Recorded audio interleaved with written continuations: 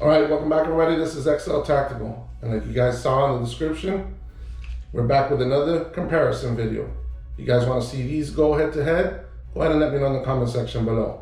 But without further ado, let's get right into this video.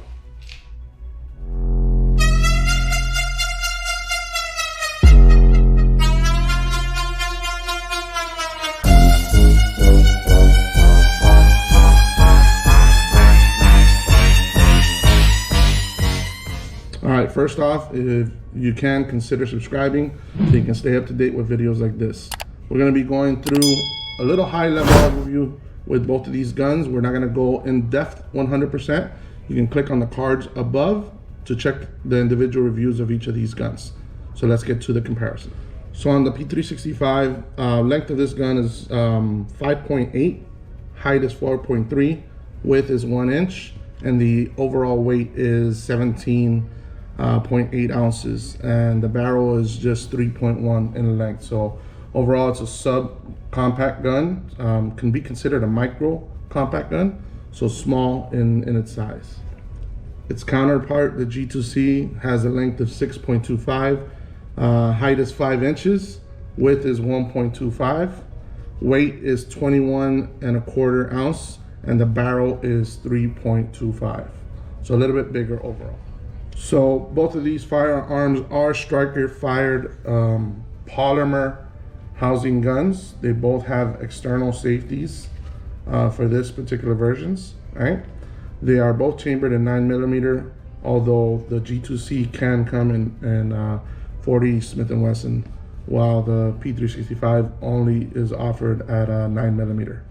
So standard capacity on these is the P365 is 10+1 out of the box, while the G2C is 12+1. Both out of the box come with 2 mags, 10 rounds, and this one comes with 2 12-round magazines that are included. So both of these guns come with 3-dot sights. These are night sights that come factory installed, which are nice, while the G2C comes with 3-dot white sights. They're not night sights, but they are adjustable for windage and elevation, so that's pretty nice for a budget pistol.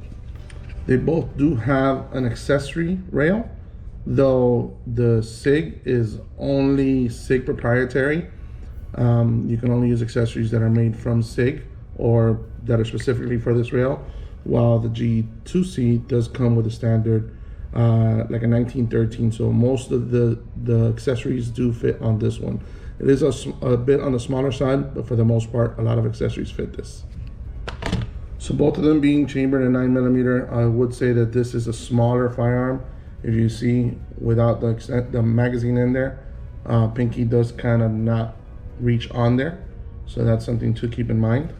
While the G2C also has that same part where the pinky doesn't fit on there.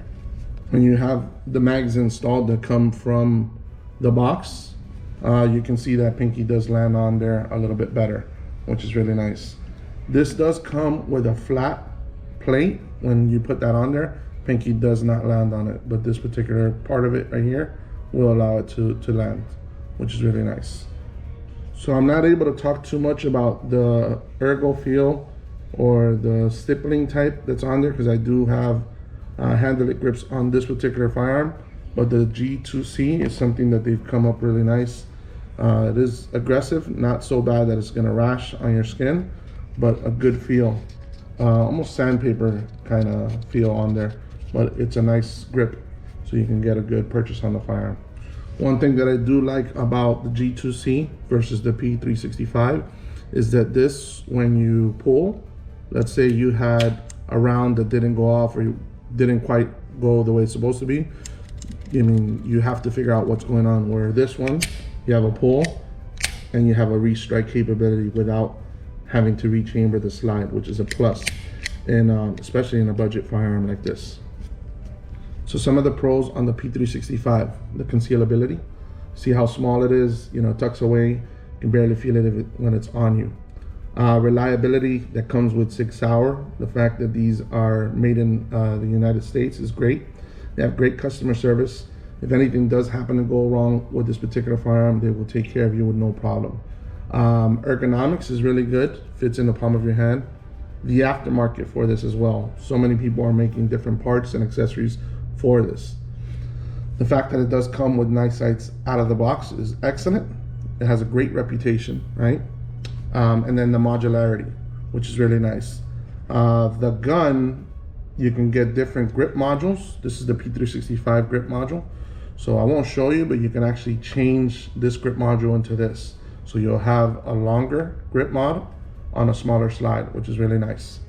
Pros on the G2C is price point. You can get about 2 of these for the price of a Sig P365. The improved ergonomics is really nice, feels well in the hand. The fact that you get 2 extra rounds means it's a better capacity. Availability, while the P365 isn't available all the time, this one you can pretty much find in a lot of places. You can find this one or the G3C, which is pretty much the identical one. Caliber, the fact that this one is made in 9mm and 40 Smith & Wesson is great. It has a lifetime warranty, which is excellent. It has become a very reliable gun. Not a lot of failures on this particular gun. It has the restrike capability, which is great. Since it is a bit bigger gun and heavier, recoil management on this and impulse is much better for this and controlling. And then accessories, you can apply a lot more accessories than you would do here, and it's not a proprietary rail. So some of the cons on the P365. First off, price point is a little bit more expensive than the G2C. So something to consider on that. Reputation. When this gun first came out, it was having some issues as far as it being not drop safe. So, you know, there's something that kind of stained a little bit of this gun. They've fixed it since then, but that's something that to note there. Availability. It does sell tremendously, so sometimes it is harder to find. Certain states, some areas, you know, you can't find this particular gun from what I've heard.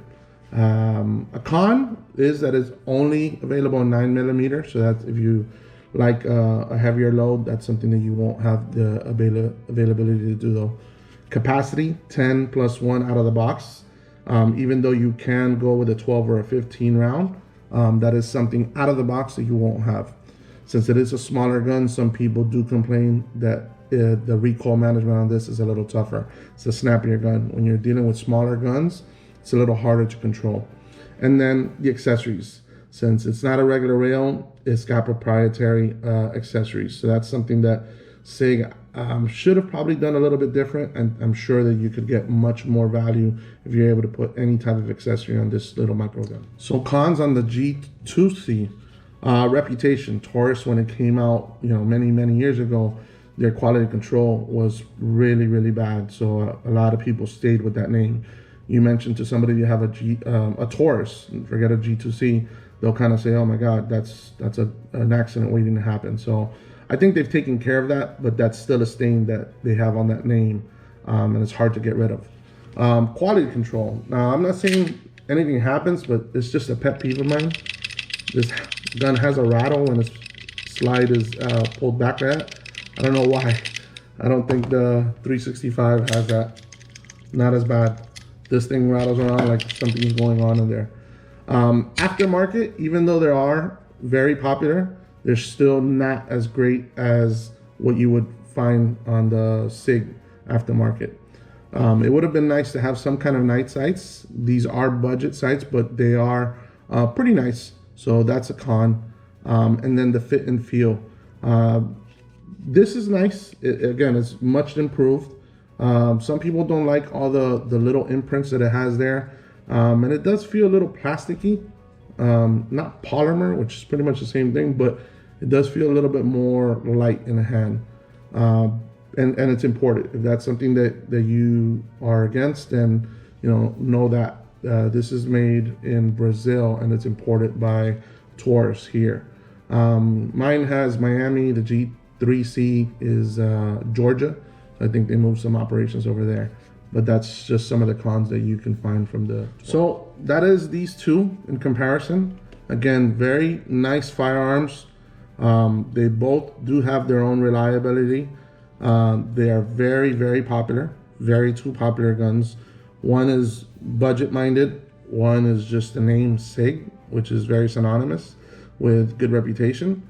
They're small in size. They're good to conceal. One a little bit better than the other, you guys decide. And then the aftermarket for each of them. So, you know, I like both of these guns. I think they both have equally as much good as down parts to it. If I was to pick one as a winner, I would probably go with the P365. The reason why I say that is, even though when I first got this, I definitely thought this gun was too small. It's just how it's made. Somehow, you know, I have, you know, chubbier hands, to say the least, and I thought it was just gonna slip out of my hand a lot, and I was definitely wrong. As I shot more and more of this handgun, it just fits well in my hand. The recoil management for me is, you know, not bad. I know people have said that it's snappy, but for me, I shoot good with it. The fact that when I conceal this, it tucks away really easily. You know, the fact that it also has a great aftermarket. I can find different holsters to try from this, and it goes pretty easy. I mean, I could almost even say that I can carry this pocket-wise. I choose not to, but you know, you almost can. So, you know, I like that fact that you can do that. When you talk about aftermarket, you know, you have these little plates that go on to it, changes the feel and the look of the gun, right? And that all is things that gave points this over the G2C. Don't get me wrong, I love the G2C. The G3C, which is just as great, is an excellent gun as well. So this would really fit for budget-minded sense. I mean, it's a good gun. I haven't had a failure to feed on this. I've had issues maybe with ammo, and depending on how, issues that I probably had with this would be operator induced. But you know, this gun is tremendous. Let me know what you guys think. Which do you own? If you own this one or the G2C, what do you feel is the better firearm in your mind? Get down in the comment section and let me know. I'd like to be interested to see what you guys feel, if you guys had some of the same pros and cons about this firearm. But hopefully you guys enjoyed this comparison video, this versus video. They're really nice. I like to do them, and it just goes to show, you know, the pluses and the negatives of firearms and opinions from myself, how they, you know, compare or different from you guys. But make sure, don't forget to subscribe and click on the notification bell. But until the next one, I'll see you guys later.